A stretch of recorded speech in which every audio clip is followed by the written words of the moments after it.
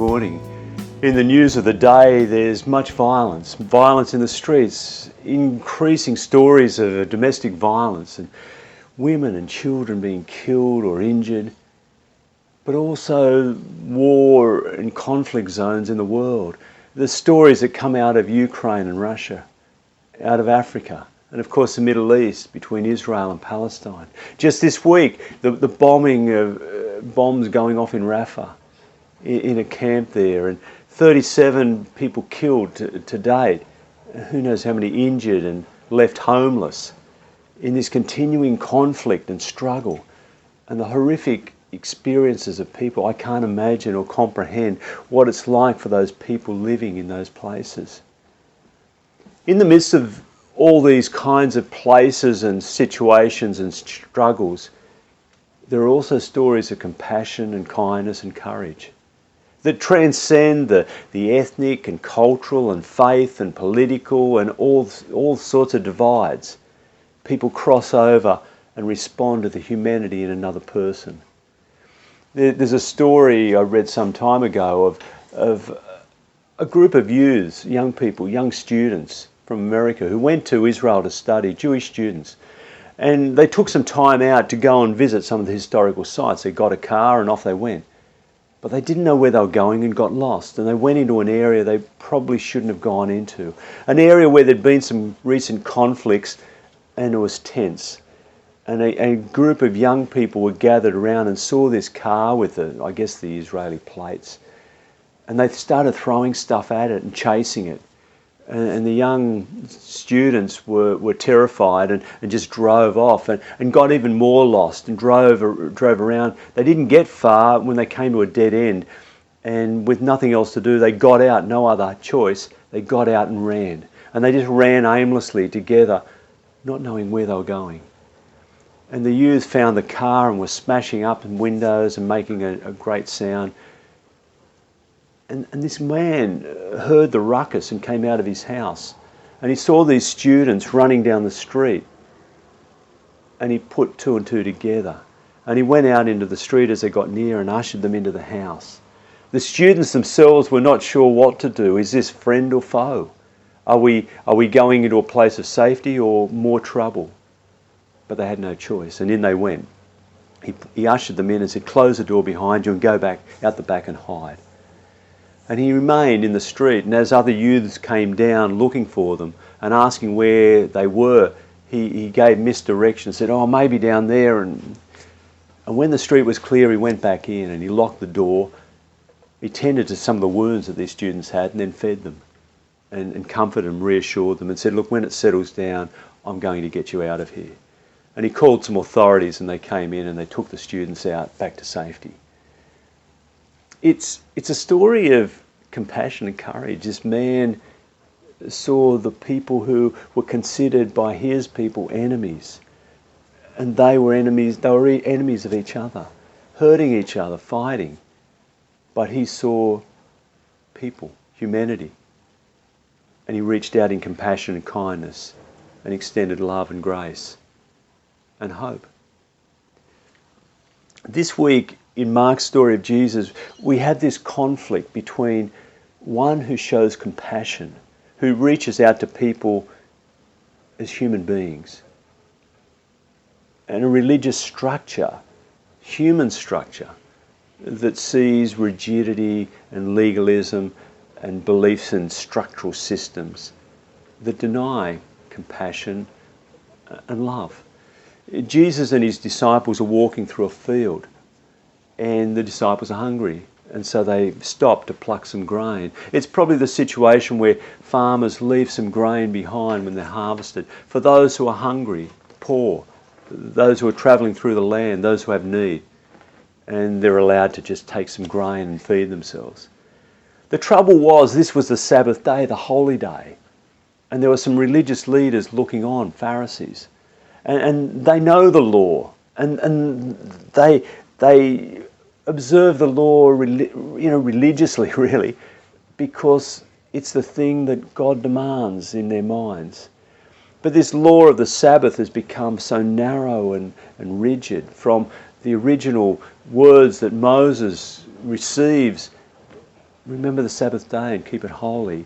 Through various iterations it becomes you can't do any work, and work is defined narrowly and narrowly and narrowly. And so the law as it stood in the day, the religious people were right. And they're trying to do the right thing, but rightness is not necessarily equated with kindness or love or compassion or justice. And so they approached Jesus and said, look, why are your disciples picking grain on a Sabbath day? You know it's wrong. And Jesus, you can imagine him rolling his eyes and frustrated. Oh, who are these people? He says, he quotes their own scriptures back to them and the stories. You know, King David, when his men were hungry, he went into the temple and got the bread that he was not supposed to eat, only the priests were allowed, and he gave it to his men because they were hungry. The Sabbath day was made for humans. Humans weren't made for the Sabbath. It's about rest and restoration and renewal and coming close to God in prayer. It's not about rigidity and legalism. And then he goes into the synagogue with his disciples. The Sabbath day they go to pray and to worship. And there's a man with a hand that's withered. It says withered, disfigured perhaps. And I guess that makes him marginalised, pushes him to the edges. And his hand doesn't allow him to work. And perhaps he's looked down upon, he's judged, he's excluded. And Jesus, knowing that the religious leaders are here and watching on, but filled with compassion for this man, knowing how difficult life is for him and the wholeness that God offers, he's confronted with compassion for the man and the judgment of people watching on, waiting to see if again he'll break this Sabbath law. He's done it before, and they know his history, they know his reputation, and they're just waiting to pounce. And so he says to them, is it right to do good or to do evil on the Sabbath? Is it right to heal or to kill? And they don't answer. And so he asks the man to extend his hand, and his hand is made well. And the religious leaders go away to plot against him and conspire against him. Their minds are about the rigidity of the law. And when someone breaks the law, they're wrong. There's no room for compassion, for love or grace. And that's part of the trouble in our world. We humans get into mind our own political ideologies, our own religious ideologies, our philosophical ideologies, our ethnic, our culture, our language, the way we look, our gender, our age, all sorts of barriers and divides and judgments. Us and them and me and you and in and out and right and wrong. And there's no room for compassion. Only more conflict and division and hurt and pain. In another beautiful story this week from Psalm 139, the psalmist celebrates being known intimately and profoundly by God. He starts, search me, O God, and know me. You know me deeply and inside out and right. And you know the thoughts I think, the words on my mouth, you know my attitudes, you know everything about me. And there's nowhere I can go to get away from you, to escape your knowing and your love. If I go to the furthest distances, north or south or east or west, highest heights or the deepest valleys, wherever I go, you're there and you know me. You know me intimately, better than I know myself, and you love me. At my best and my worst and my most beautiful and most ugly, you love me. You know me and love me. And then he goes on, you were there and knit me together in my mother's womb. Perhaps not the most profound scientific account of embryonic and fetal development, but beautiful.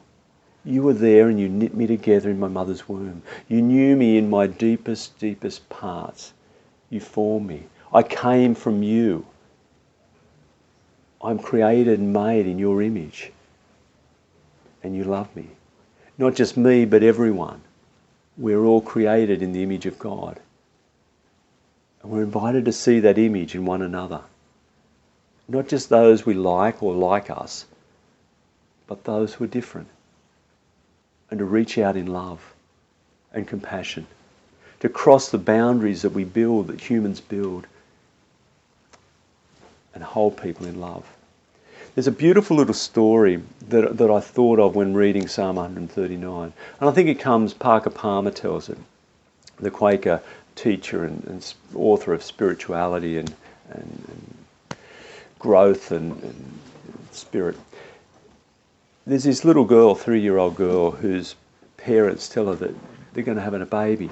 And she's so excited and she can't wait. And the day comes, the baby's born, and then the mother brings the baby home, the parents bring the baby home.